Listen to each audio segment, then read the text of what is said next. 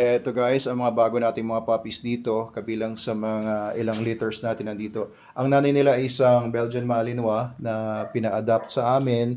And ang tatay nito, unwanted pregnancy, ay isang Cane Corso na poging-pogi na malaking Cane Corso na color gray, di ba? Yes po. Ayan, lumabas mga black puppies, isa, dalawa. Tapos meron pa doon sa baba. Yan natin. Tatlo, apat.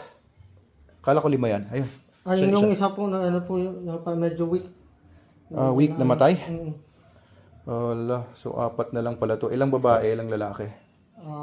To tig-dalawa. Tig-2.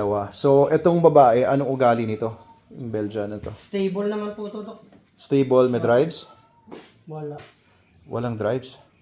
So, parang siguro... Pero yung tatay, Cane Corso. nababite works doon ang may-ari. Nababite works, may aggression and everything. So, hopefully, tingnan natin kung ano magiging mga resulta nitong mga puppies na to. Ayan, under ng care ng Manalo Canine staff natin dito sa kennels. Ayan, oh, cute nila, oh. So, these are crossbreeds, pero kahit crossbreeds po, kahit mga mixed breeds, ay pwedeng ipa-register naman sa IAGD system natin. If you want to have your dog or cat or any animal registered sa IAGD, welcome naman po lahat. Walang discrimination ng IAGD. And you can download the app by going to iagd.pet/download. iagd.pet/download. Free po yun. Free din magpa-register ng aso. Free ang membership. Kung gusto niyo lang ng hard copy, may bayad po yung IAGD.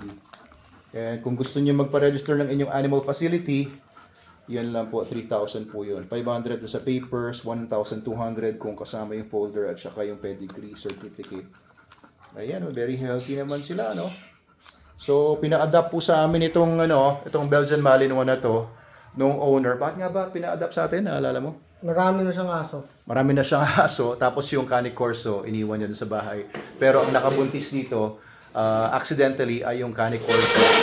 And okay naman sa amin, kasi dito sa Manalo Canine, we're looking at working abilities ng mga dogs.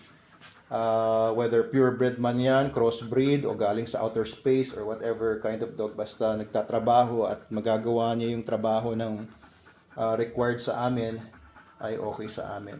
Good girl. Anong pangalan nito? Roxy. Ay, good girl, Roxy. Nagkumuwag bigla yung buntot niya. Roxy, good girl. Good girl. Kumakawag yung buntot niya na alam niya yung pangalan niya. Good girl, Roxy. Roxy, good girl. Mukhang mabait na aso to si Roxy. Oo, nagkaroon lang siguro to ng oral hematoma. Kaya bumagsak yung mga tenga, parang si Logan din. Pero magandang aso, malaking aso siya. Ayan, I'm sure malaki din yung Cane Corso. Nakita ko lang sa pictures. Pero magandang mga aso ito. Titignan natin kung anong magiging itsura nito. Malaki. Mukhang sila, uniform naman itsura nila. Uniform ang coat. Ilang babae ulit? Tig-dalawa. 2 lalaki, 2 babae. Ayan. I wouldn't mind taking care of these puppies until malaki na sila. Pero kung may gustong bumili, why not?